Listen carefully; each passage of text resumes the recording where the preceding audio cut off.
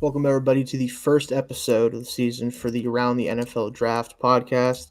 Joining me is Dalton. We'll be joined by Jake in the future. Couldn't make it tonight for the first one, but that's all right. We're not going to have anything too crazy today. But this is going to be our NFL Draft show with Around the Block. We did this last year. It was a lot of fun. Dalton, you and I got to do a show for the draft itself. We got to come on here and be live for the Oh first yeah. round. That was very fun. So definitely look for that in the future as well. But we're going to start off as we did last year, kind of just talking about the top of the 2025 NFL draft, the consensus board. There's a bunch of them you can get. Right now, we're kind of just using the one that I typically use, which is from the NFL mock draft database. We'll throw that up here in a minute, but we're just going to talk about some of the players that, through a combination of a bunch of different big boards, are kind of viewed as the top players in the class as of right now. So, Dalton, we're going to talk about that. Any thoughts you want to throw out there right away about the class? We kind of talked about it pre-show, but what kind of vibe are you getting from this class in general? It's a weird class, especially in that I think this is a lot of the high value positions like quarterback, offensive tackle, not super deep this year. Even edge rusher is okay. A lot of the positions where I think you have those elite prospects are not at your traditionally high value positions like running back, safety, tight end. They're not necessarily positions that you want to spend a top 5 pick on, top 10 pick on. And I think that's where that makes this class really tricky. And there's a lot of guys with niche purpose that serve a lot of niche purposes for teams. Yeah. But yeah, it's a weird class. Yeah, I wholeheartedly agree. And we obviously we'll get a better picture of what you and I individually think of the class as we kind of move through. We'll do our positional rankings throughout the next 19 or so weeks we have before the draft. We'll do a bunch of different stuff on the show here. But in general, I do think that this is a class where if you need a player that maybe isn't as often considered a top 10 worthy player, a guy that even in a great class would be pushed down because a quarterback needs to go or wide receiver needs to go. And there's a couple really good ones, receiver wise, especially I think we'll talk about. But yeah, just a lot of tight ends, a lot of running backs are going to be dominating like the top 50s in a lot of draft boards because that's where the talent kind of is. And I think that honestly, that isn't necessarily a bad thing for the league. I think those positions could use and are kind of getting a little bit of a bump. Recently, you look at how some of the tight ends are playing. You look at Brock Bowers this year as a rookie for the Raiders. You know that very well, Dalton, as a Raiders fan. Yeah. A lot of receivers that are still going to be, I think, valuable in this class. Running back is going to get a huge boost, we think. A lot of guys to talk about there, and one in particular that probably isn't going to win the Heisman, but has a very good case to do so. So, in general, this class, though, I agree, is kind of a weird one in that way.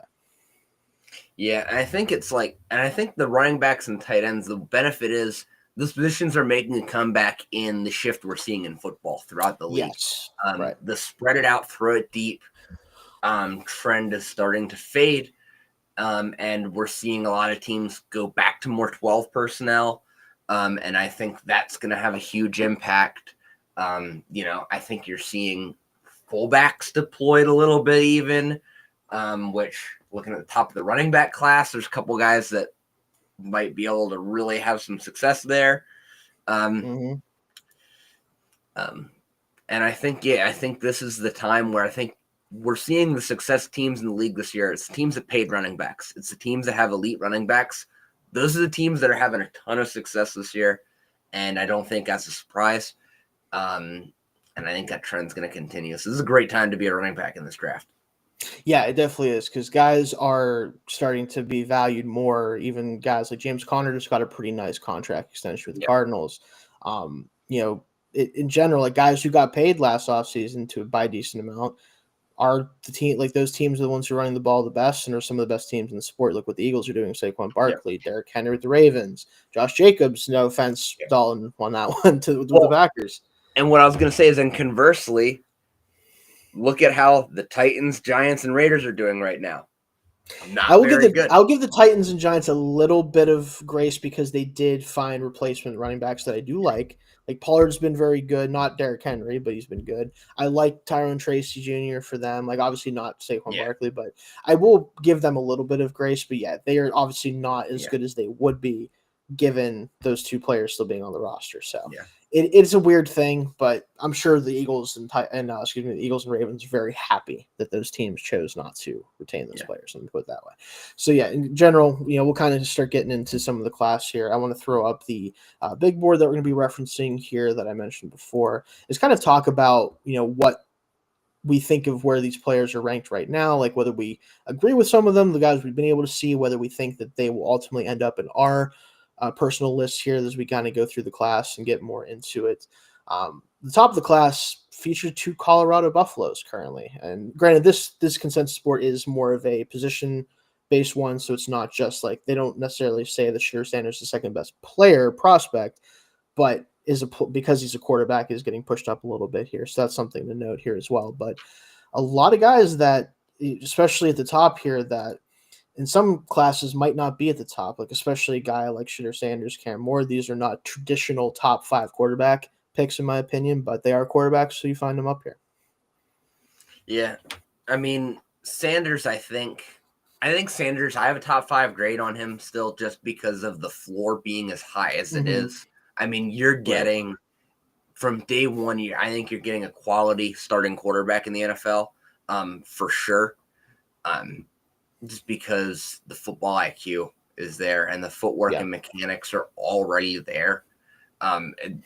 He's like the arm talent, the athleticism they're going to be average to above average at the NFL level.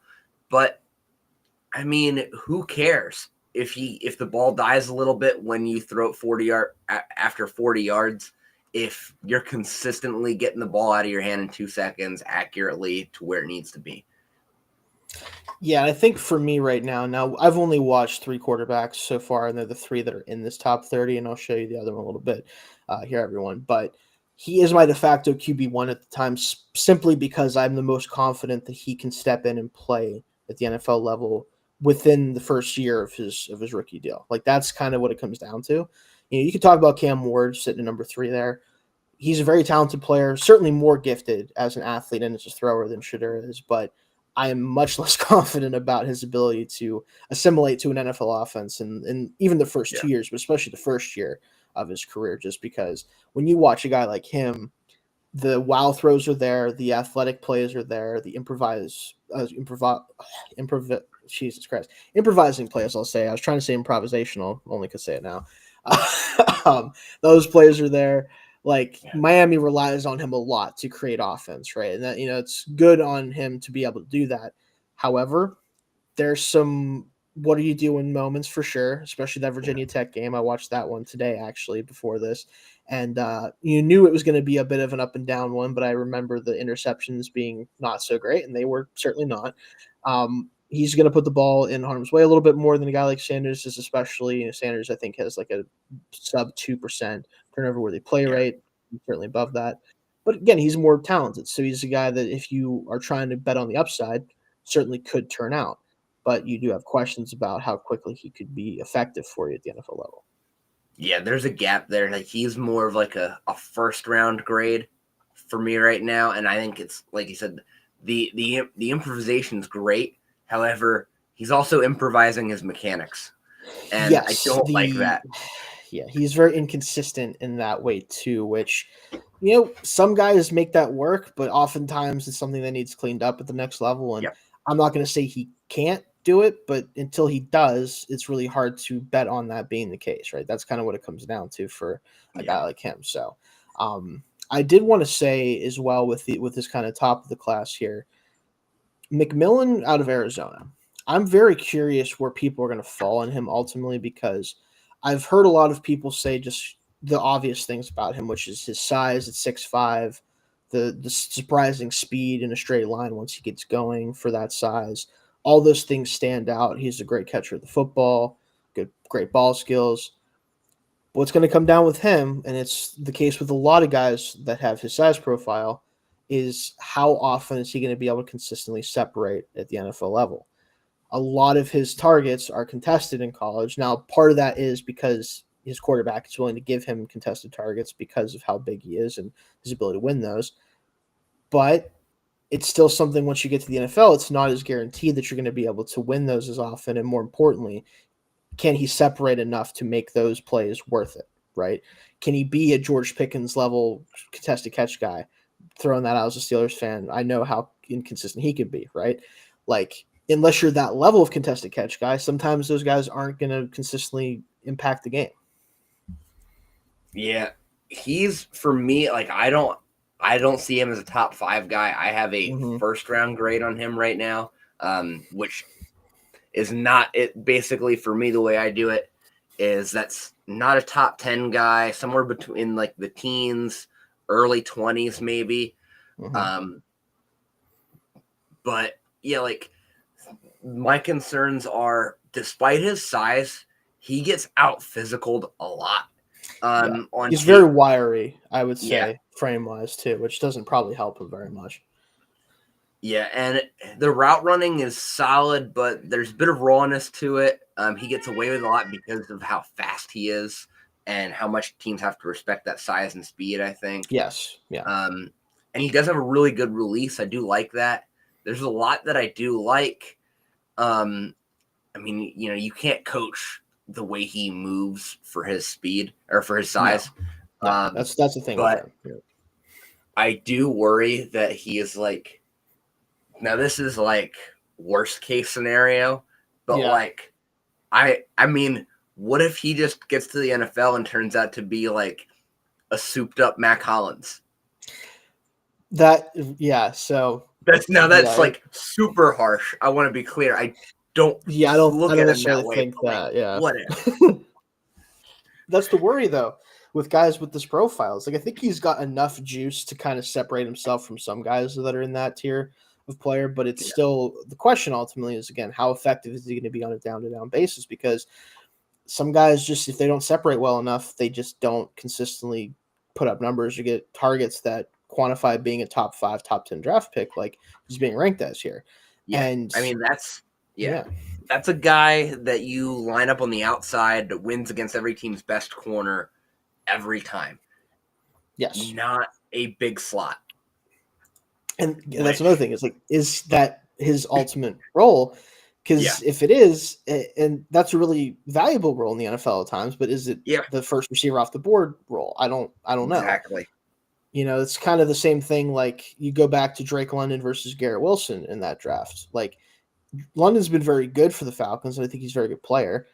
But Wilson is more of the prototype of a guy that you would want, as your true wide receiver one. Both have been very productive, and Wilson's obviously dealing with playing for the Jets, which is definitely worse than playing for the Falcons, even though right now it probably doesn't feel that way for Falcons fans. Been in a rough stretch recently. But that type of thing, right? And talking about that, you go down the board a little bit.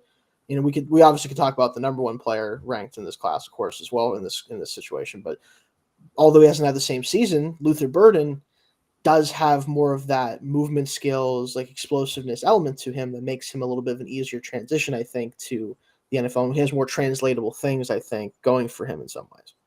Yeah, I think that is kind of this whole receiver class in general, at least the top of it.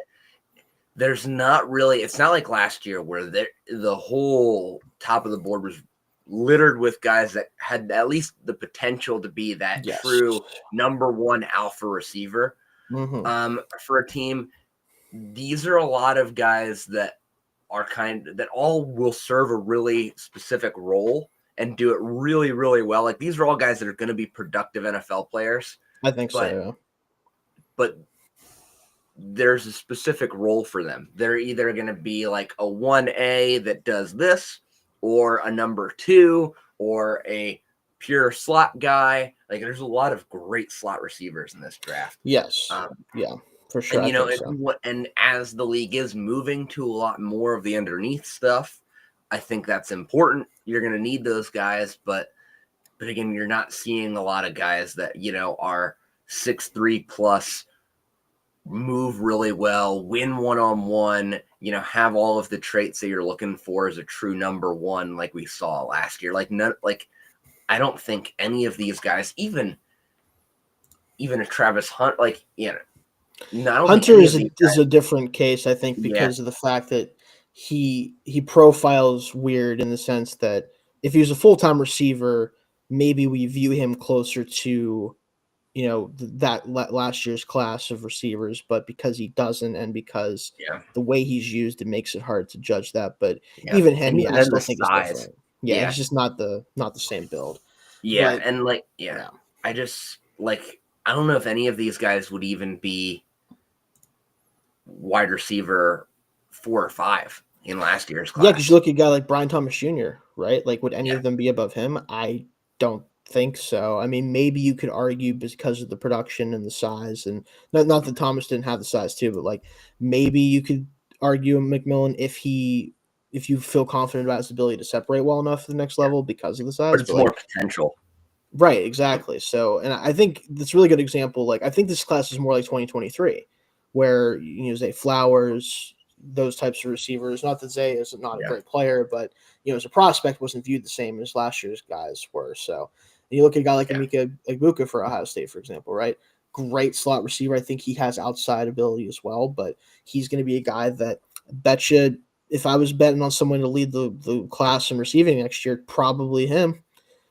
Because if a team Yeah. drafts him that needs a 2 or 3, he'll be a 2 or 3 right away, and no Yeah. questions asked about it. Like, so it's similar, like I said, in 2023, where you're getting a bunch of contributors, but maybe not guys who are outright stars right away, or even maybe ever will be necessarily. So Yeah. And Ibuka, his stock is interesting just because yeah, it's really being hurt this year by being teammates with a guy who's probably going to be a top 5 pick in a couple of years. yeah, in a couple of years, yeah. So that, I mean, granted, he's still flashed his stuff, like he's been good, but yeah, Yeah. it's tough.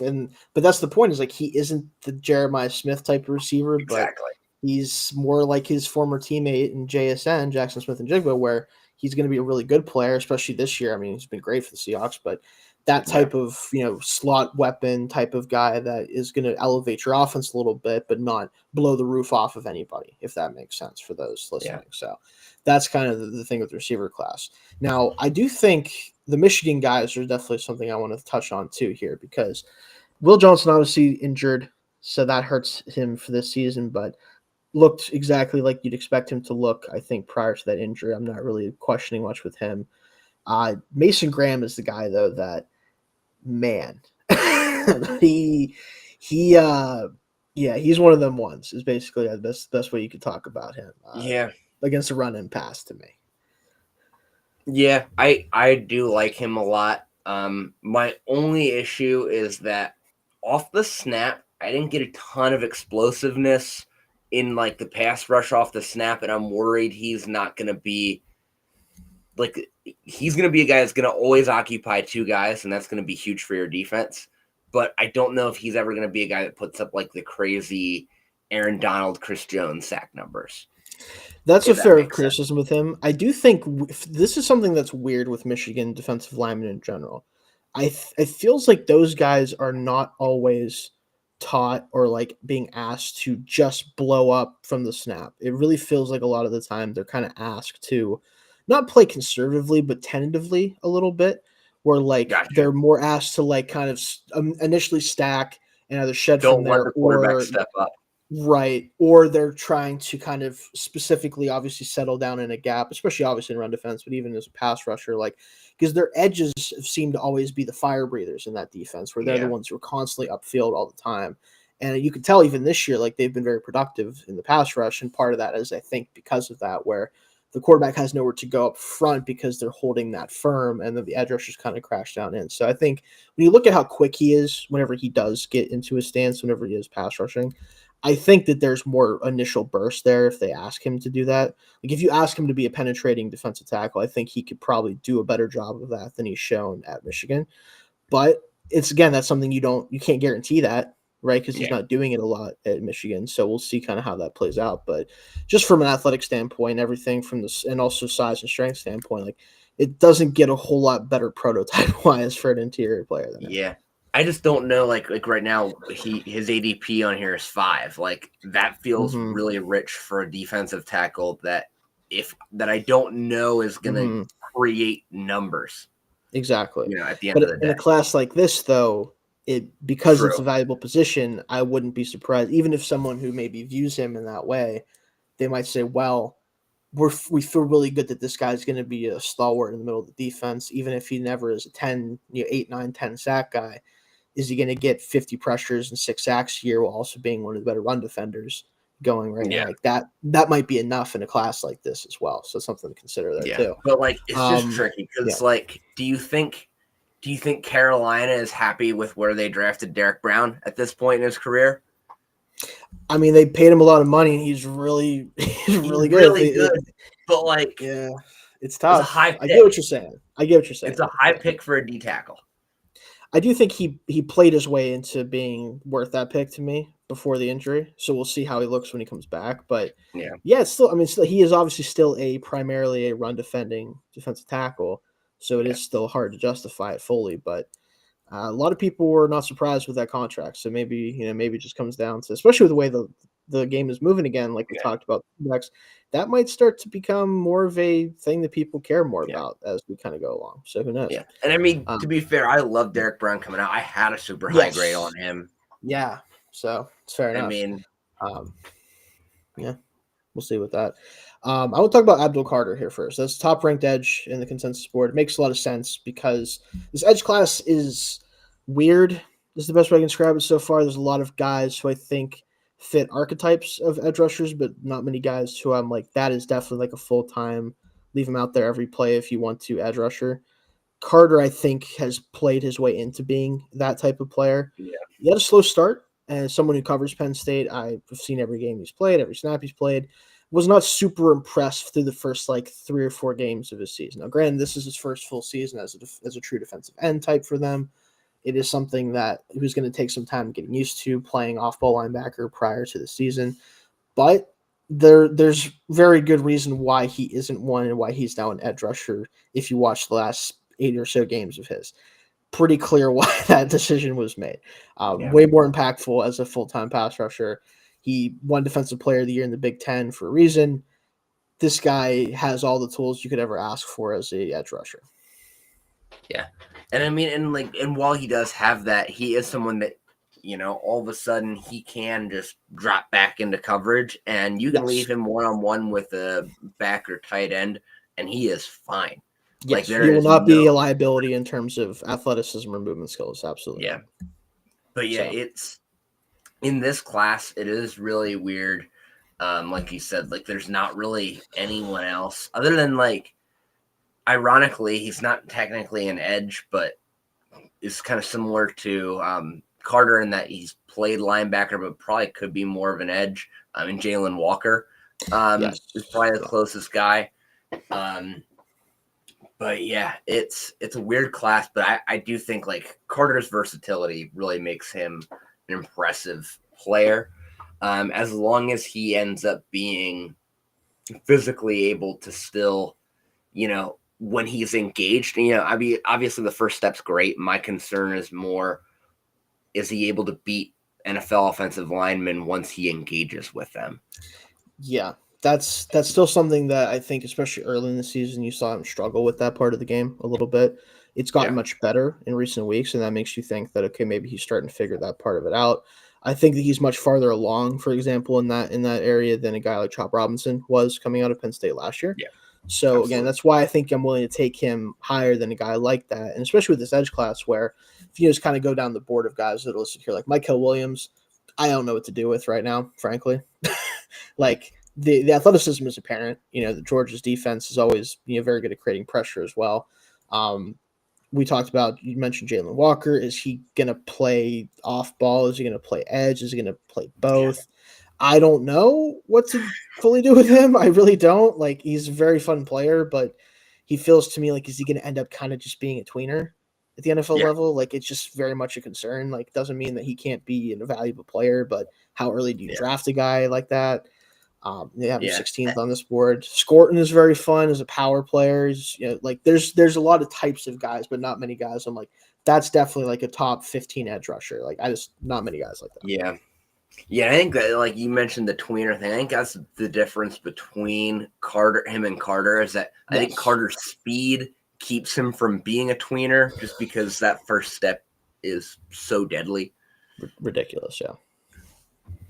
So, yeah, again, edge class, I think, is either going to be, by the time we get to that part of the class, when we actually dive deep into these guys, it's either going to be a part of the class I really, really like the potential of, or one where I ask myself, how many of these guys are actually going to be starters at the NFL level potentially? Yeah. I think it's going to be one of those two. I don't think there's a lot of in between there to me. But. Yeah. And the problem is these guys are all going to test super well at the combine, I think, too.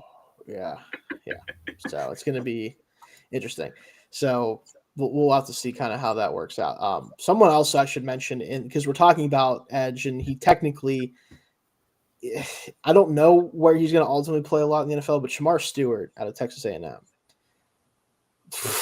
What do you do with that guy? Like I don't know for sure at this point, because he's listed as defensive lineman here. He's playing edge right now, mostly as far as I know. I'd have to double check the snap counts for him, but he's 290 pounds, but wouldn't ever know. He's 290 pounds looking at him. Like, that's kind of the problem with him, is like, is he going to be like one of these bigger edge types, or is he going to be a defensive lineman? Like, it's kind of hard to tell right now, I think, with him. Yeah. Yeah, I forget, how tall is he too? I want to say he's 6'5", 6'6". I'd have to double check on his his measurements, because we won't have like official measurements for a little while. Yeah. But he again, massive edge technically is what he is, but what's he gonna play? I don't know. Yeah. I mean, he could be a good like 5 technique D end in like a 3-4. Yeah, that's kind of what I view him as, or a base end in a more traditional 4-3 system. If you're asking your guys to put their hand in the ground a lot and play on like not out, like right up on the tackle or right outside the shade of tackle, like, something like that. Where like, but again, I wonder, like, do teams look at him and go, man, like with that frame, can we put weight on you and make you an absolute menace in the middle of the defense?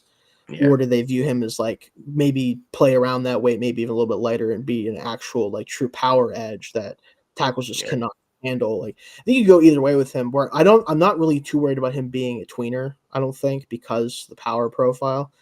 But I think you could go either direction on him, and that might change your evaluation of him. Yeah, he's kind of like a reverse Tyree Wilson. Yes, exactly. Actually, again, the Raiders fan coming in here.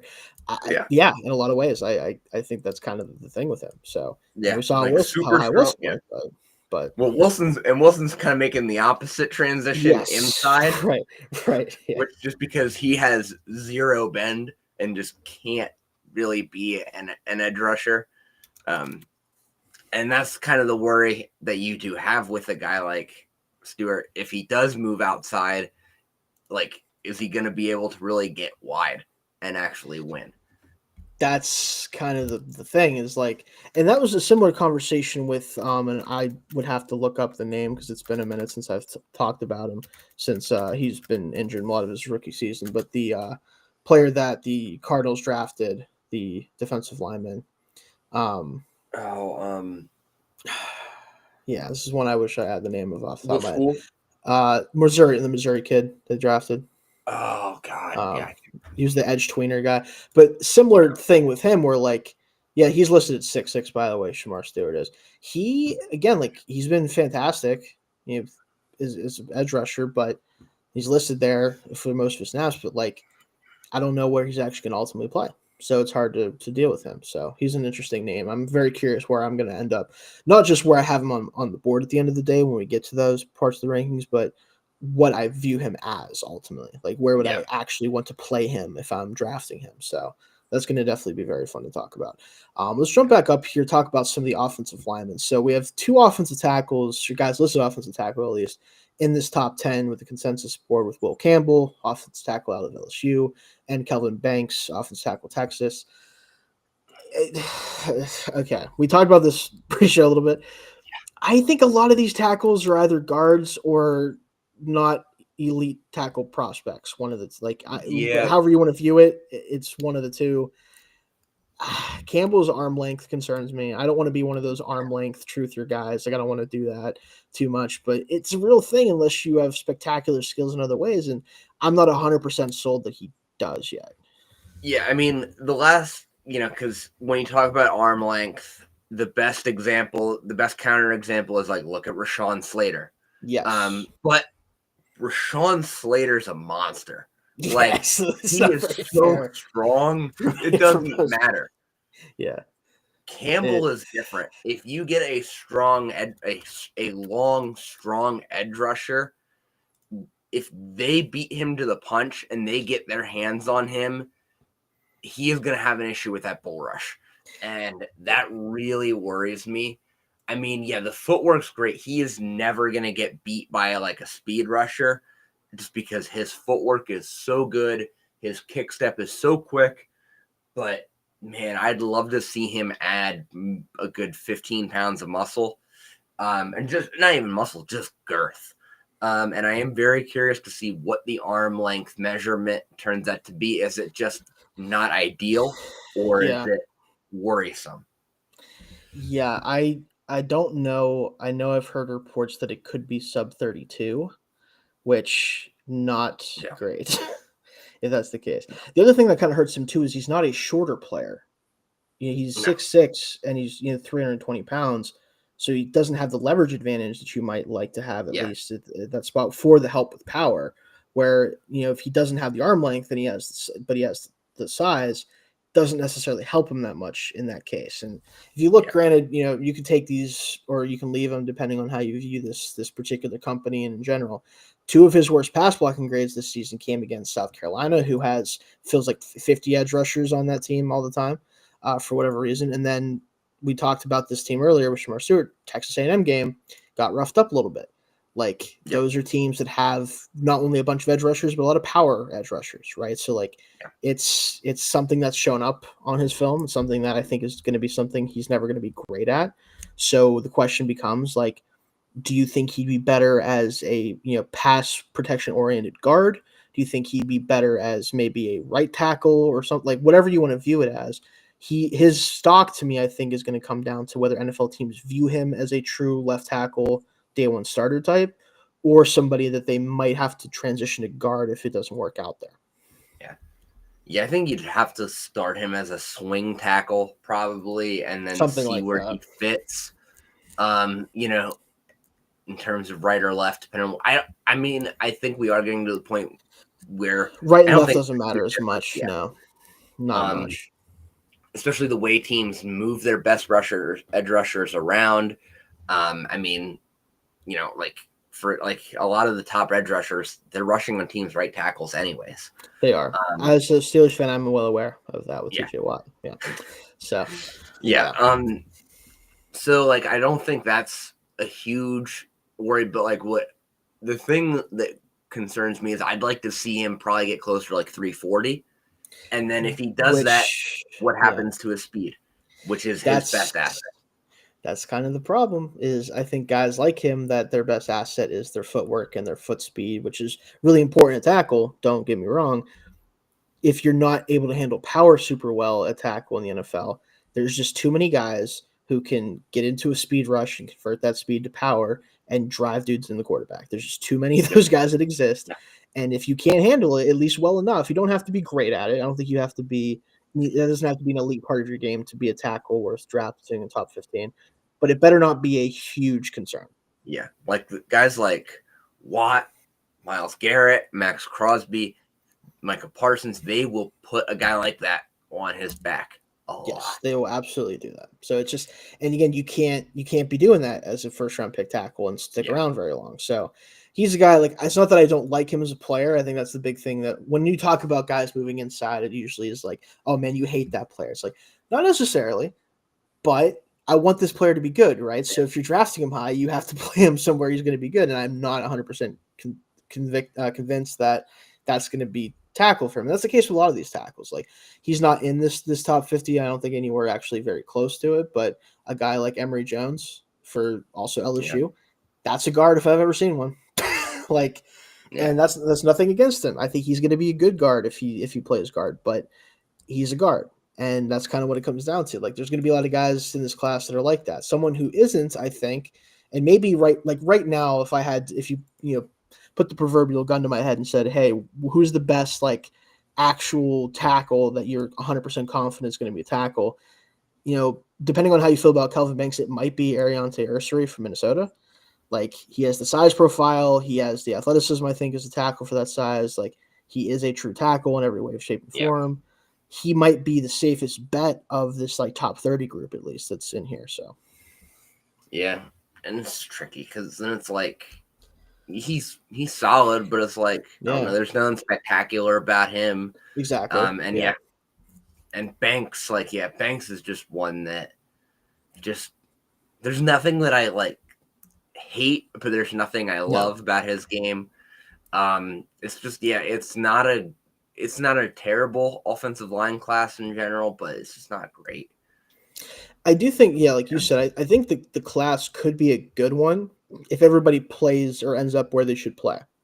Like, I think if Will Campbell settles in somewhere, whether it's he works at a tackle or as a guard, he'll be good. I think Banks, if he cleans some stuff up, will be a good player somewhere on the line. Same thing with a lot of these guys. It's just with the NFL, obviously, if you're an offensive tackle pick and you don't work out at tackle, there's a stigma there, right? Like you get guys that end up becoming guards down the stretch, and all of a sudden you're like, oh, what happened to that guy? Oh, he's good now, actually, he's guard.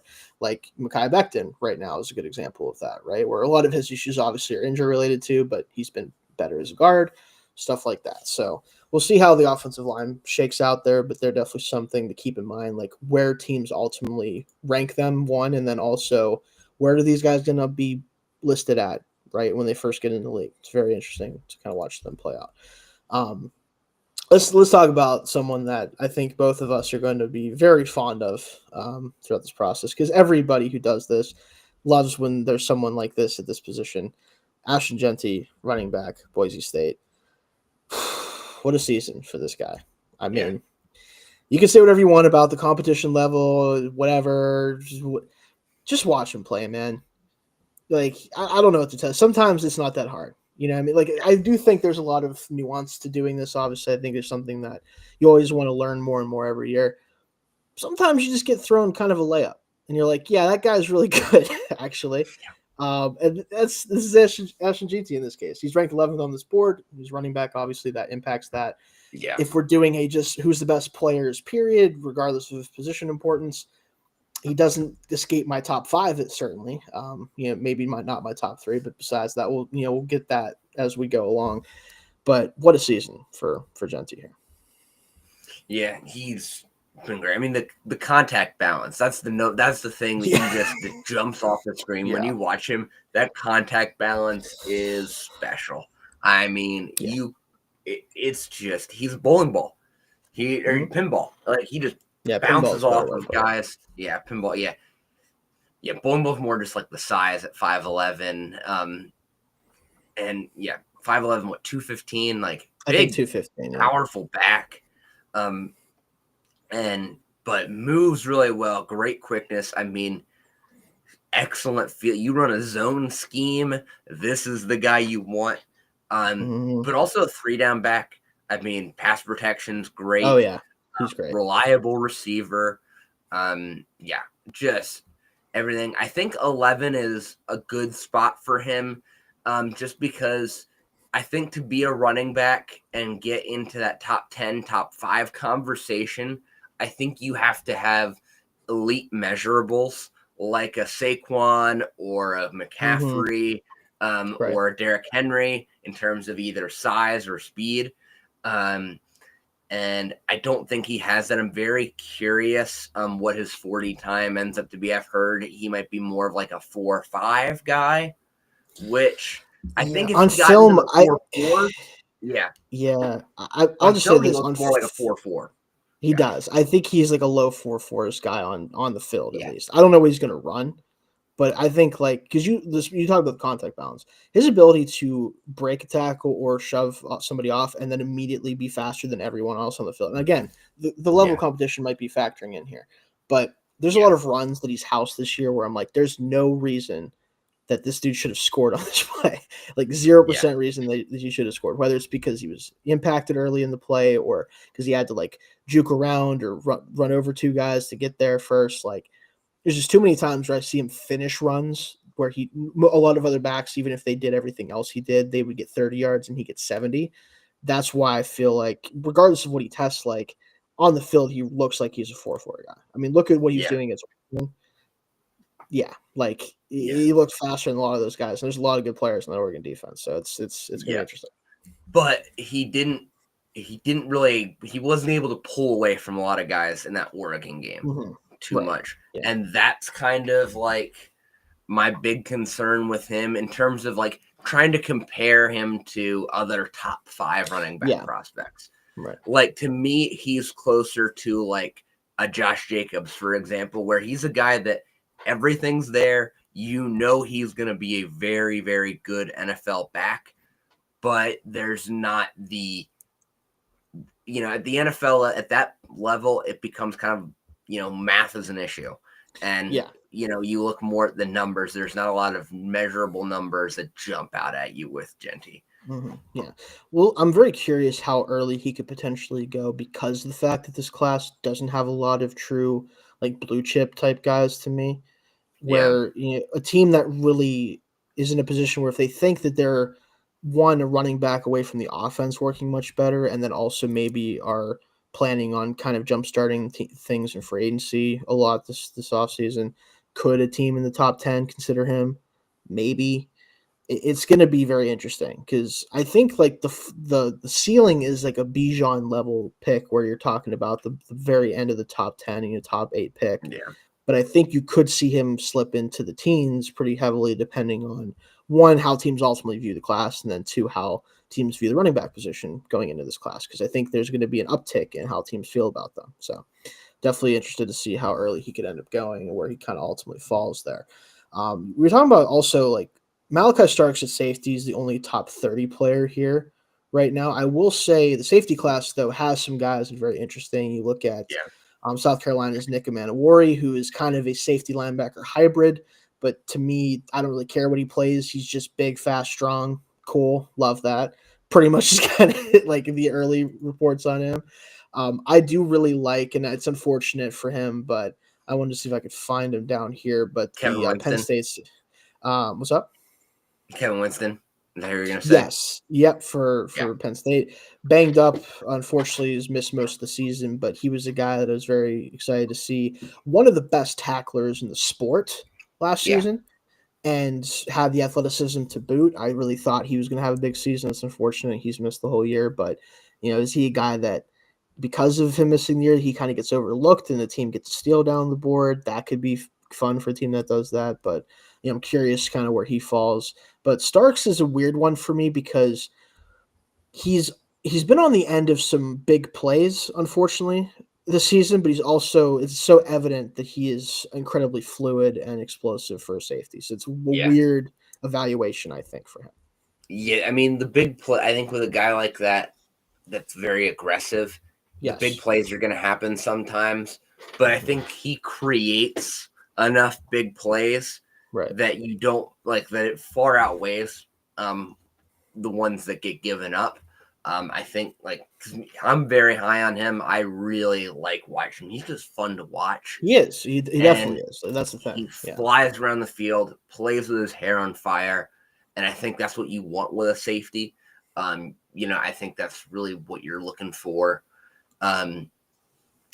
But yeah, it's just for a safety like that isn't necessarily going to be super great in coverage at all times. Especially like I think zone's kind of more the issue where versus like man, he has the athleticism to cover guys man fine. Yes. But it's just if he gets caught not being in the right spot in cover 3, that's kind of an issue. And with the safety position and the value there, it's a position that we've also seen get devalued. And that's kind of where it makes it tricky whether or not he's a top 10 guy. Right. I think just if you're just going off of talent, right? Yeah. Like it's hard to argue that he isn't one of the most talented players in the class from a physical standpoint. Absolutely. He's over 6 foot tall, plus 200 plus pounds, runs like the wind, can kind of do everything that you'd ever want a safety to do physically. But to me, and this is something I wanted to ask you because you did say you're a pretty big fan of his, and I was curious if you would be because he's a guy that I feel like a lot of people who do this will be huge fans of because of his profile. Do you think that maybe he should play a lot of slot at the next level? Do you think he could be a nickel defender for a lot of teams because of his ability as a run defender and also his ability to man up guys maybe in the slot, kind of use that aggressiveness to his advantage more so. Whereas as a deep safety, maybe it's not as much of a benefit. Yeah, I think you could get creative with your coverages and do stuff like that, and maybe like when especially because they do teams now do play so many sub packages where you have five Yeah. DBs in the field. If you Mhm. have like say you have a safety corner hybrid like a Cooper DeJean, for example, maybe you Mhm. throw him back there in cover too and let him play center field and bring Starks up to play man. And yeah, I like that idea a lot. I think you can be creative with him. I also think you can bring him up into the box a lot Mhm. because he's really like a small linebacker. I Yeah, mean, in a lot of ways, yeah. yeah. And I think there's a lot of use for a guy like that, the way the league is right now, because he's a guy that I Mhm. think is going to be very helpful in run support. And yeah, I do agree. Like you can definitely, I don't know if I would make him a pure nickel just because I think you like Right. him lurking back there, especially like to punish guys as they're going over the middle. So I think, I don't know if I would limit him to a pure nickel role, but I definitely think you could have him go play man against the slot receiver if teams are coming out in a spread package like that with 3 wide receivers.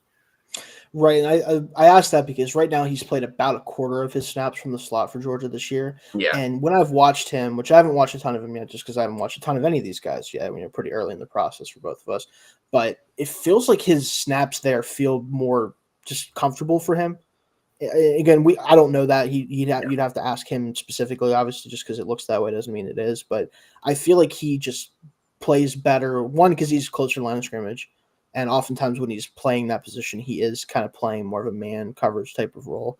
And the only downside with doing that, like you said, is kind of like as a playmaker, it's harder to make plays on the football specifically if you can't read the quarterback and try to jump stuff like you will at the times.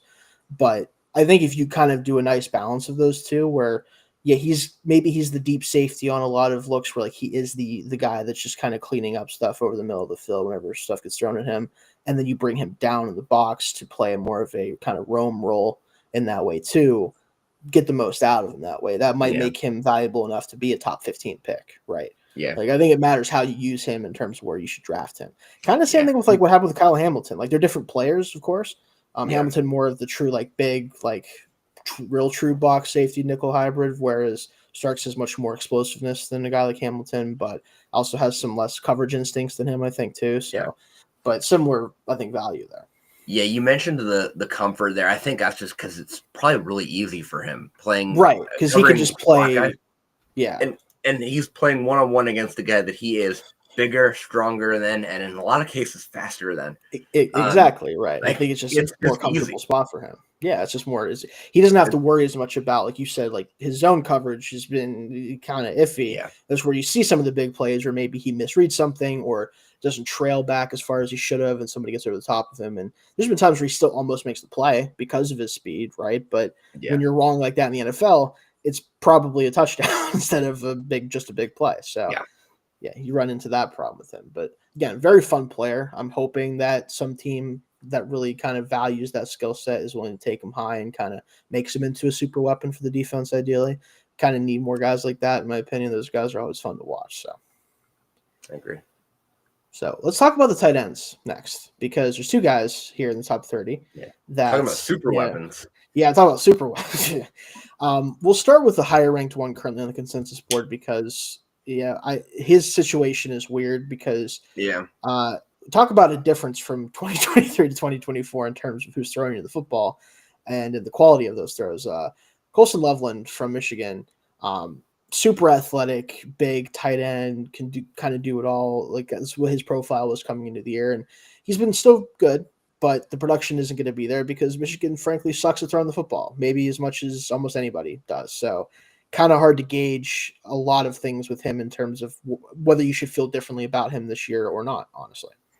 It's interesting to see where these guys are ranked right now. Other being Tyler Warren, of course, from Penn State. But I think Loveland really is, he is as ideal as it gets in terms of your traditional tight end.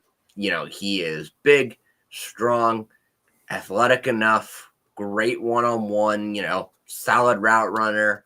But I think lately, we've been looking at a lot of the top tight ends as guys that can be like the number one option in your receiving game. And I don't know if he is that. I don't know if he has I don't know if he's necessarily that. Whereas I think Tyler Warren, this year for Penn State, he's been that. He just a little bit. Just a little bit.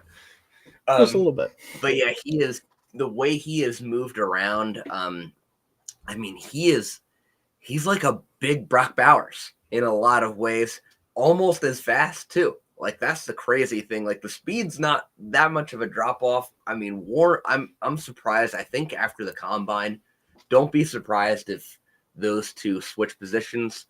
I do think Warren is going to climb probably into at least the top 15 because I think we're seeing, for example, what Brock Bowers has brought to the table for a team like the Raiders this year, where he has just been such a problem for teams to cover. And I think Warren, because he also, like Bowers, is a great athlete, very high football IQ too. And I think that's going to be a huge thing. A guy that, has a feel for the middle of the field, that also has that athleticism with the ball in their hand. I think that is such a dangerous weapon. I think, Warren, I think, is a guy, watch out for him to move up. Yeah, real quick, we have a chat here actually from Brandon Hallam, I want to say, is maybe how you'd say that. Hot take, Texans trade up to get Luther Burden to take Stephon Diggs' spot. Not the worst thing in the world. Now, I don't know if those two play the same role at all, personally, but if you're just adding more receiver talent, sure, I think Diggs probably shouldn't come back, especially with the injury, obviously. It's probably best for him to move on. But in general, I think that, you're looking at right now, getting back to Loveland real quick, because I want to talk about him first, because I've watched every snap Tyler Warren's played this year. Fully agree with you on a lot of things you said about him. Basically, with Loveland, let's just watch 2023 mostly, right? Yeah. Well, I hate to do it with prospects, but like if you want to get the best version of what he could be used as, you got to go back to 2023 when he had a quarterback that could throw him the football, frankly, right? He's also missed some time this year, hasn't played as many snaps. I think he's only about just under 400 snaps in the season, so it's a little harder to kind of gauge him there too. But again, if you're talking about this season, yeah, Tyler Warren, at least between those two, a little bit different. Granted, he has a quarterback throwing the ball. He has an offense that is basically let's see how many different ways Tyler Warren can touch the football today, which is great. This guy has multiple rushing touchdowns, a passing touchdown. Obviously the receiving talent's there, the numbers there. I believe he's now at 1,000 yards on the season as a tight end, which in the NFL nowadays you see that pretty often. College, you don't see that very often. It just doesn't happen much. Basically everything that you could be asked to do from an offense, he's been asked to do. Literally everything. There was one play earlier this year where he snapped the ball to the quarterback and then caught the touchdown on that play on a ridiculous, kind of acrobatic touchdown catch. Andy Kotelnicki's basically been like, how many different positions can we ask you to play today? Can one of them also be center for some reason on that play at that one time? I don't know. Yeah. It's again, if you were an offense that your play caller is super creative and he wants guys that can do a bunch of things. It's hard to not want to take Tyler Warren very early because he literally can do multiple things. So it's a weird fit, I think, for some teams probably, but I think that if you need a true difference maker at tight end, I'd be betting on him. Yeah. And he can do the traditional things. He is still a fine 260 pounds. Yeah. He's bigger than Loveland is. That's the other thing too, is he's not even it's not even a size problem with him at all. He's huge. I got to see him in person at the Penn State Maryland game, and I was not far up the stand. There was pretty good seats. And you had great seats. That dude was huge. Oh my god! Drew Aller's a big quarterback. He made Drew Aller look small, dude. I'm sorry. That's a big dude. That's incredible. In the huddle. right? It's like a big dude in the huddle. Like that's going to be somebody that NFL players do not want to tackle as good as NFL players are. Like, and you see him when he gets to the ball after the catch. Sometimes, man, I'm like, all right, how's he outrunning these DBs all the time? Like, what's going on here? And it's just because again, like in a straight line, especially, he can get moving. Yeah, I haven't finished like my official like film notes on him yet, but Mm-hmm. I think it's going to be a top 10 grade. I really do. Yeah, I mean, I Which get is it. I think I gave Bowers top 5 last year. Yeah, it's hard enough. So I I did think it's going too. to be Yeah, I think it's going to be right around there just because yeah, I mean, how do you stop that? How do you game plan for that? I don't know. Ask nobody because everybody they've actually tried to use him like use against them. They haven't been able to do anything. It's mostly been Penn State going away from him at times. I mean, there's literally maybe their best play that isn't like a pass to him is him letting a Him wildcat throwing running the football or throwing the ball. Yeah, throwing or Yeah. running it because he has like multiple 30+ yard runs. Like not like handing the ball like on a sweep or something, like lining up a quarterback and just running quarterback power and running for 30 yards. Like it's insane. I don't know how many teams would be letting him do that, but I would be. And I mean that's the thing. Like what like wildcat quarterback he has 1 or 2 touchdown passes this year too. I think he has 1 touchdown for sure. I think, and then a couple other completions. But again, if he's in the game, the defense has to assume he's going to do like anything. It does not matter what it could be. Like he could end up being lining up a quarterback. He could line up outside and run a fade in the end zone for the red zone. Like literally anywhere he is on the field, they have to be like, all right, what is Tyler doing? Like, what's he doing over there? Like, it's pretty funny. We're talking about Brock Bowers being this last year. I think we've actually found the guy. Tyler Warren is Greg Roman's wet dream. He is. This is it. No, yeah. If he was, if the and guess what? If the Chargers somehow could draft him, that would be great for them. Legitimately, like that'd be a great first round pick. Now I don't know how highly they're going to be picking because they're probably going to obviously be a playoff team, but if they can get him now, granted, got Loveland in here too for the Michigan connection, so maybe they would go with him. But I think even Harbaugh would be like, let me take the 6'6", 260 guy who also runs fast as hell for some reason. Yeah, he's. I feel like Warren is everything Hayden Hurst was supposed to be. Oh, that's a good call out, actually. Yeah, that's pretty good. But no, yeah, Warren's a lot of fun. But any other guys that you want to mention or talk about here that maybe you felt pretty strongly about that we haven't already talked about? We should talk about Travis. We should talk about Travis, obviously. But it almost feels like, what are we going to say about him? It's like he's weird. In that, like my grade on him is weird because it came out to a top 3 grade, but as a wide receiver, I think I had a late first, early second grade on him just because the physical attributes aren't super great. And that's a position that really relies on physical attributes, even though he's great on third down. And then as a corner, I had him as, an elite corner. He's my number 2 on this board. And I think it's really him and Will Johnson. Just depends on what scheme you like. But yeah, to me, I think he is your top corner that shades your opponent's best receiver. And then I think he plays in all of your 3 wide receiver sets and third downs. And, third down, red zone offense, you use him whenever you need him. And I think he will catch, 40, 50 balls a year on offense, playing maybe 30% of your snaps. I think that's the best way to utilize him, full time as a corner, and then a guy that can still do a lot for you offensively. I agree. Yeah. I do think that's the best path for him to be the most effective NFL player is to be a corner, because I think that is his best spot. Like you said, I have similar thoughts on him. The thing I have to say, this is the end all be all for him to me is why he is so special, is the ball skills. Yes. I mean, whether it's a receiver, corner, wherever, the ball skills are ridiculous. And when you have a corner that has the athletic traits, He's tall enough to be a weapon in that way too. Like that, if he can get his hands on the football, he's going to catch it. Like this is Yeah. not the thing that every announcer does where a corner drops a pass. That's why he's playing defense. That's not why he's playing defense. He's playing defense because he's special, but also he can play receiver and be like the fourth leading receiver in college football because why not?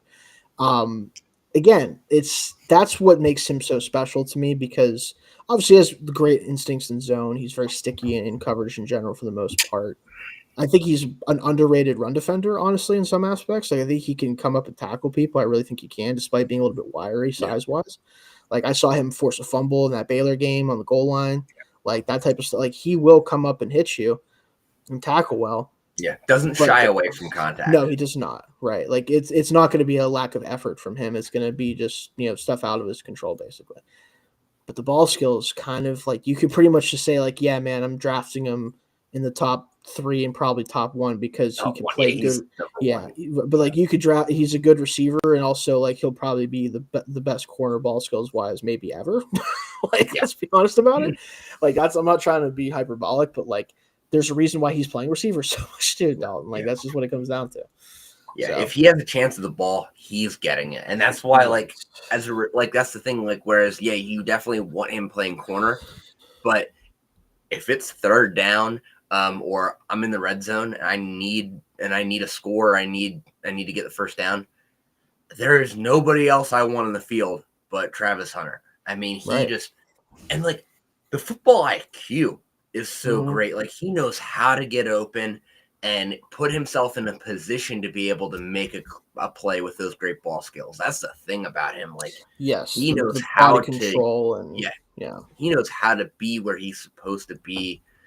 And I mean, really, the Colorado offense, it's so many times a year. It's just find 12, and it works. And it's like watching Shedeur, it's like he's obviously a great player in his own right, but like you could tell that there's times where he's like, well, I'm about to get sacked. I'm just going to throw it up to Travis Hunter, and he's probably going to win. Who cares? Yeah. Like, and like at the end of the day, like you can view that however you want to view that. But there's a reason why he does it. Yeah, it's not because it's just not because he's just like, well, I got nothing else. It's like, no, this is probably the best play in this moment. Like that's probably what it is. And you could say whatever you want to say about that relationship and how much it helps, how much they help each other. But just to give you an idea, he has 16 contested catch opportunities this year. He has 11 catches. He has 68.8% contested catch rate, only 3 drops on the season. And then he also plays corner. So he's played almost 1,500 snaps this year. Humans aren't supposed to do that. All right, like I don't think people are built to play football that much anymore. But he does. Yeah, and that's the only concern is that he has missed a couple games throughout his college career. But just a couple. That's the scary thing. Yeah. The concern, I really think, and it's hard to, and you can't pass on him for it. It's just you do have to consider how you do have to accept that he might not be able to do this for more than 5 years. At least a full time of both doing it. At least doing it both full time. There's no way he can do what he's doing in college. No, it's at the next level. Which do not let, God forbid, the Cowboys get to a position to draft him because they won't. They've won enough games where we don't have to worry about that anymore, which is good. Yeah, unless Jerry trades the farm. The farm, just trades the whole farm. Yeah, which in that case, whatever. They're going to need him to do it anyway if they do that. So why not? But I think he could probably play 80, 90 snaps, maybe. Yeah, because if you're playing full time at corner, like 50, 60 snaps, you play 30, 40 snaps on offense, and especially in a game where you're throwing the ball a lot or something. Because realistically on offense, if you're not playing all the snaps, you're not going to take as much punishment there. He's playing corner, so he's not going to be getting hit on every play, most likely, obviously. Yeah. So and he's not I don't know though. He's not. I mean, I watched a couple of games of him, and I'm like, is he going to get targeted at any point? I know. I'm like, watching his corner tape boring at times. It is because I'm like, I know that there's a reason he's not getting targeted, and that's like I could just basically be like, they're just pretending that receiver doesn't exist on this play. It just so there's not much to say. That's kind of why I didn't talk about him at first, because I'm like, Yeah. we're obviously going to have to, and we'll talk about him with our Yeah. receiver rankings and our corner rankings, I'm sure. Yeah. The But corner, I think, the corner rankings are interesting just because that's where I think, like, again, that's his main position. And I yeah, think it's interesting if you are drafting a pure corner, or like if you're, I mean, it does his ability to play wide receiver make him more. I think it does personally, but like that's going to be a question teams are going to weigh is how much do we use this guy at receiver? Does that make him more valuable than a guy like Will Johnson, who I think is a little more scheme versatile? yeah. In that I think Johnson can probably play man better than Hunter can play zone, if that makes sense. I think Yeah. I think that's going to be an interesting debate with teams is which corner they like more. Yeah. But again, they're so close. And then one also is a great receiver. So it's like, is it really even close? Yeah, that's kind of the thing. And like, I think One's obviously gonna, teams, yeah. whoever One's drafts gonna him, they're going catch to use 30 him as balls. both. Yeah, whoever uses him is going to use him obviously for both. I think it does matter a little bit who gets the first pick, because right now your Las Vegas Raiders and the New York Giants are tied, technically, or close to tied. The Giants have a slightly higher strength of schedule than the Raiders do right now. So, but they are kind of in the driver's seat, one of them for the first pick. I know, Dalton, you were basically are declaring, at least in other shows we've done, that Shadur Sanders is a Raider. So we'll see how that kind of plays out. But depending on who I gets will the say first pick, the thank God tweet conspiracy has been debunked. He did it. I did. Yeah, I he did did see it at that. a time not when they lost. So I don't know what's up with that. But yeah, I don't know. It's really interesting because I think if the Raiders have the chance to pick him, they're going to. I really do think that. The Giants, though, are they gonna screw that up? Because they should take Shador, but will they? I don't think so. Yeah, I I don't think don't they know would. if Shador would go there. That's a good question as well. I don't think they would. I don't think they would take him Yeah, personally. History suggests they would not personally to me, yeah. but But would they draft Hunter or would they trade out of that pick? That's another big question. I think it depends on if they do like a quarterback that isn't Shadur and they think they can move down, get him, and also accrue other assets, right? Because I think if they don't care about drafting a quarterback this year, if they're like, you know what, we're just going to go the free agent route, we're going to kind of slow play this because we don't want to make a mistake at quarterback again, like we did with Daniel Jones, then I think you just sit tight and take the best player, honestly, because you don't have to worry about being in position to draft a quarterback later and then moving down too far. You just be like, I'm going to take the best player because they'll make my team better, for whoever the quarterback is. But we have from Jack Porter here. No way the Giants win another game. Raiders still have to play the Jacks. Good point.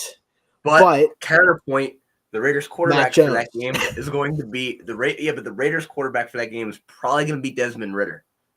Now, right, O'Connell's out for the year. Yeah, it's bad times for the Raiders right now. That's all I'm going to say. At some point this year, I think it's my bold prediction for this Raiders season.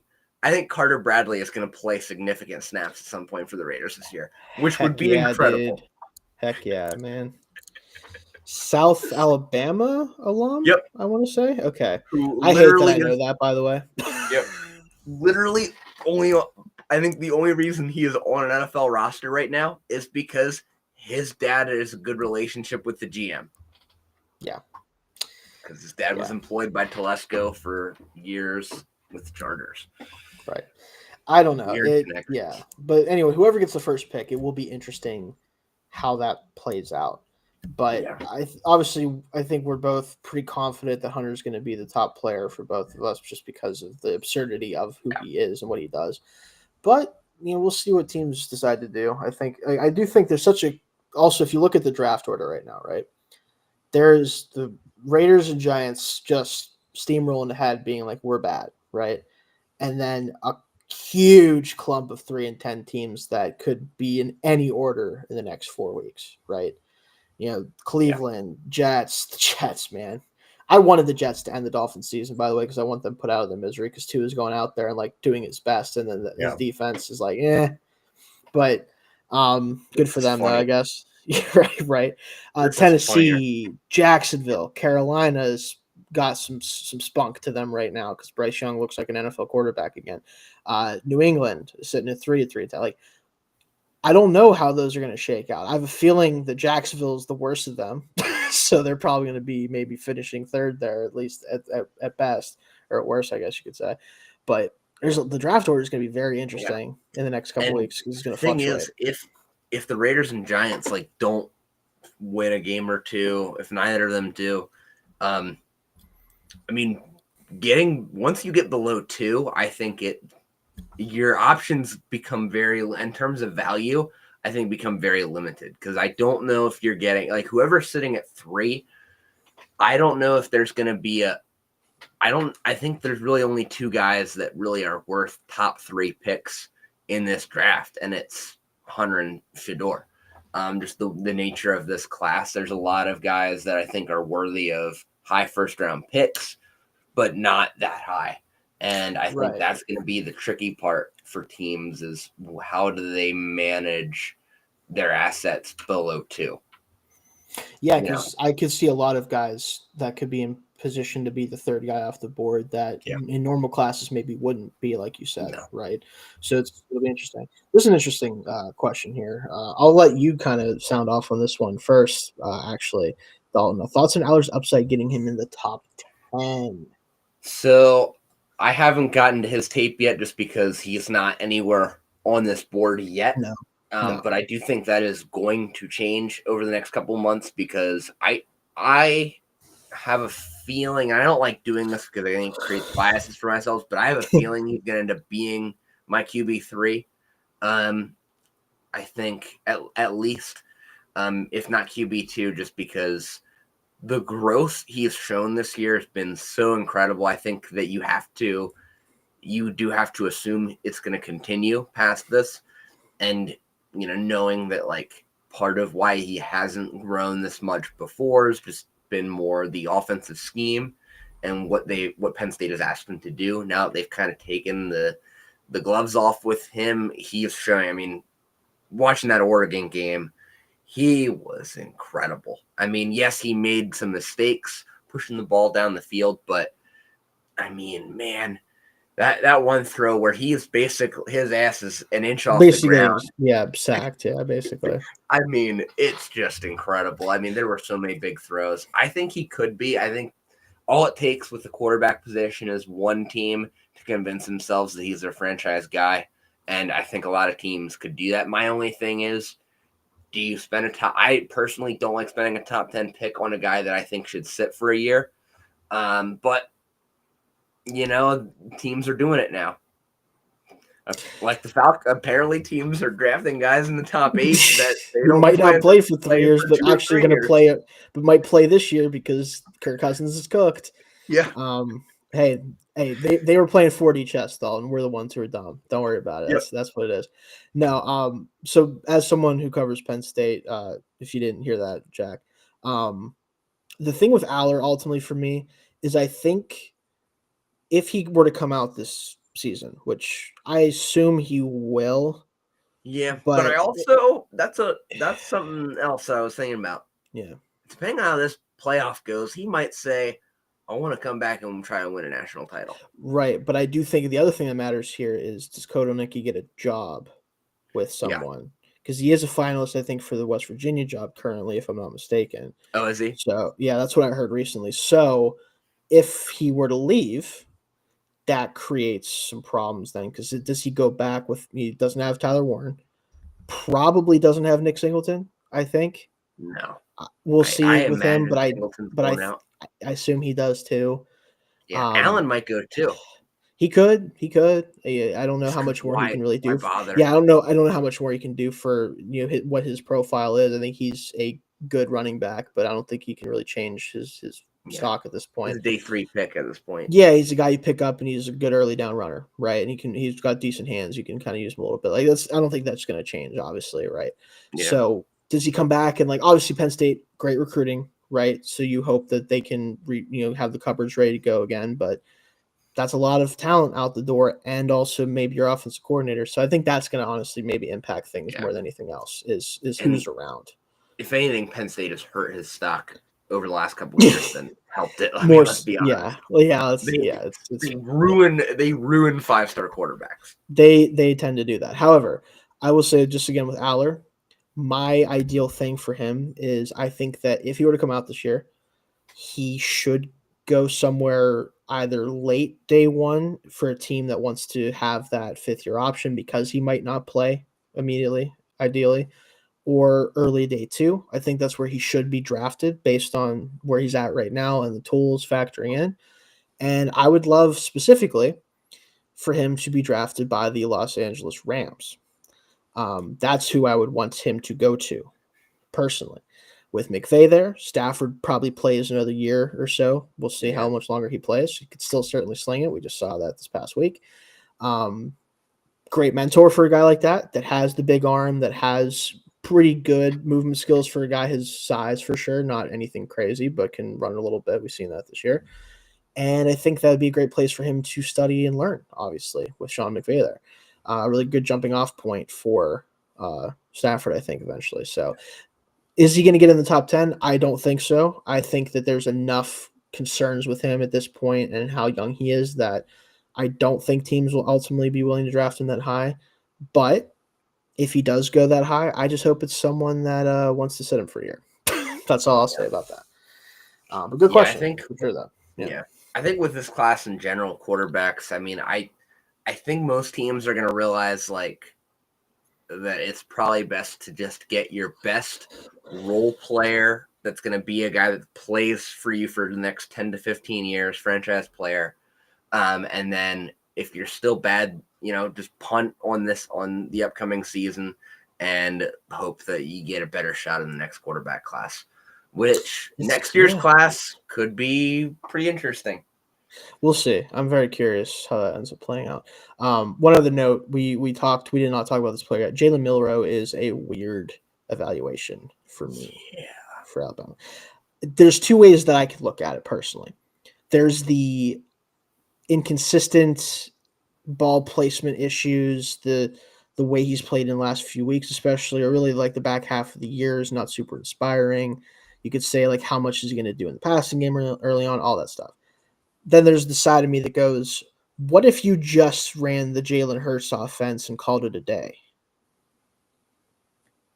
Those are the 2 sides of the coin for me. If you just had him throw deep, throw slants, and run the hell out of the football, you probably would have a good offense. Yeah, but my only issue with that is the Jalen Hurts offense works primarily because Jalen Hurts is the size of an NFL running back. He is the size and athletic. Jalen Hurts could be a very solid, reliable NFL running back if he wanted to be, I think. Whereas Milroe's not quite that, I don't think. I mean, he's listed 6'2", 225. He looks pretty he's thick not on squatting a Mack truck. No, but he also has way more explosiveness than Hurts does. That dude can move. He's a true 4.3 runner, in my opinion, at the quarterback spot. I would not be surprised if he ran 4.3. So to me, I think could you do that and probably get by? Sure. But I don't know where you take him. Probably around the same place you took Hurts in the second round and say, hey, we have a starter that we're not super thrilled about. Maybe he's older. Maybe he's Carson Wentz. I don't know. And you need somebody who you think you can run an offense with that is effective. And I think that that's a possibility because you look at the Georgia game, you're like, whoa, this dude can throw the football down the field. He looks really fast on a field with a bunch of NFL players on it. All right, we got something. And then you watch some other games and you're like, oh, okay, there's some stuff still to work on here. But the upside is certainly there. I think that it's not impossible he develops as a passer enough where he's truly an effective down-to-down player. But I don't know. Ooh. just thought of, you know what could be in the second round. You know who I would really like to take him? Indianapolis Colts. Maybe it's mean, but think about it. Like, you think about that offense. Like, what do they really need? They just need someone that can keep the ball moving, and that, like let's be real. Like, Anthony Richardson, probably not an NFL quarterback. Like, let's just be honest. Dalton has this. If for those of you who don't know or haven't seen other videos of ours, Dalton has this thing where basically Anthony Richardson is the worst. I mean, you can't play quarterback in the NFL and not complete more than half your passes every game. It just doesn't work. I know.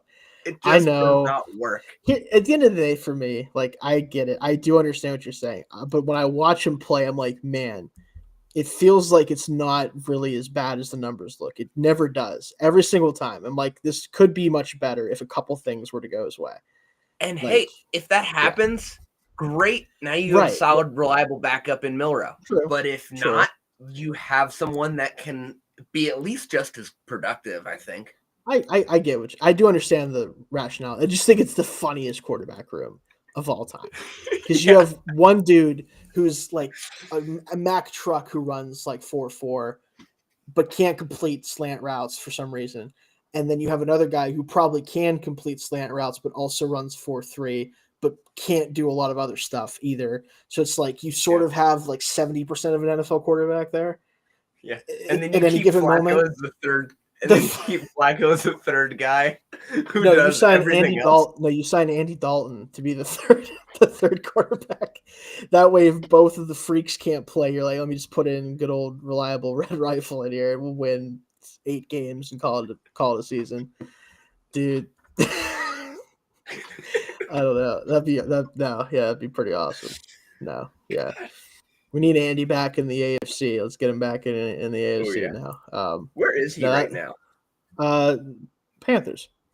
That's right. Yeah, I remember he played for a bit because Bryce Young was mega bad, and Dalton got in a car accident, but was mostly fine. So like, all right, Bryce, you got to go back out there. He's like, I got this. I see the light now, guys. We're good. It's very funny, but no. Unless you had any other thoughts, Dalton, that's kind of where I'm at with it. Panthers, that could be another spot for Milroe if you're not sold on Bryce Young. That could work. Yeah, I mean, hey, Bryce has been slinging it recently. I got to give him credit. Yeah. Been pretty good considering, you know. Yeah. I saw this earlier. Now I would have to double check this myself, but I assume that they were not lying because no one was like saying they were trolling or anything. But apparently, I mean, I'm actually going to look it up right now. If you were to, again, depending on how some people feel a certain way about this particular website, so you can take this how you may. But according to a tweet I saw earlier, the guy who is quarterback that is fourth in big time throws in the NFL this year, right now, or I think specifically since like a certain point in the season, like I think maybe since he got back specifically, Bryce Young. Yeah, is Bryce Young. Which I just looked now. If you look at just overall quarterbacks, him and Anthony Richardson are right next to each other with 17. So what do we know ultimately? Nothing. Anthony Richardson, 17 big-time throws, 40 completions on the year. Exactly. His big-time throw percentage is 7.4, which is, yes, the highest among anyone who's actually played. Darnold and Allen are close. But it's still Richardson. Yeah, MVP Sam Darnold. Yeah, Sam Darnold had an MVP day for sure. Also, the Falcons. We'll talk about this hopefully if we get the NFL show back up and running this week. But Falcons can't play safety at all except for Jesse Bates. Apparently, I don't know. That was bad safety game for the Falcons. Holy crap! Did you see the play where whoever it was was supposed to be covering Justin Jefferson and fell down 20 yards away from him? I did. I didn't know what you're talking about. Yeah, he turned the wrong way despite the ball already well being in the air and just fell on the ground for some reason. Oh my Falcons gosh, are cooked, man. Turned around several times on the route. Yeah, Falcons are cooked, man. Imagine beating the only other team in your division that really has a chance to win it twice, and you still probably aren't going to win the division. Yeah, that the Bucks are still going to end up winning the division somehow, Yes, exactly. despite their whole team falling apart at one Yep. point. Everybody being injured, Baker Mayfield turning into a turnover machine because his receivers aren't good except for Mike Yeah. Evans, and also because he's Also playing like because an idiot. he is Baker Mayfield, and that is Yeah, a little bit just his nature. it just is. And when you don't have everything around him perfect and he starts playing like that, sometimes it doesn't go well, but it is what it is. Yeah, Yeah. I don't know. That'll be fun. Anyway, any other prospects you want to talk about before we close up for tonight? I don't think so. I think we'll get We more touched on a into lot we of the get more guys, and positions. we talked Yeah. about a lot of the guys here. Very curious what next week's show is going to look like because we are doing, just for everyone watching, we are doing our top 8 quarterbacks. I cut it off at 8 because I don't think I could watch more than that. It's going to be hard. Yeah. There's 8 guys at least that I planned on watching, so that'll get me 8, but we'll see. Guy I've been hearing about, speaking of quarterbacks, real quick before we go, guy I've been hearing about that might be secretly really higher on a lot of teams' boards. Okay. Kyle McCord, apparently. So he will be one of the guys I watch. He is an enigma, is what I'm going to say. Yeah. I mean, because he's the same man who I cursed earlier this season in our betting show where I picked them to beat Pitt, and then he proceeded to have maybe the worst game that I've ever seen, ever, by anyone, and had like 3 pick sixes, whatever the hell it was, 2 pick sixes by linebackers, which is never good. You never want that to happen.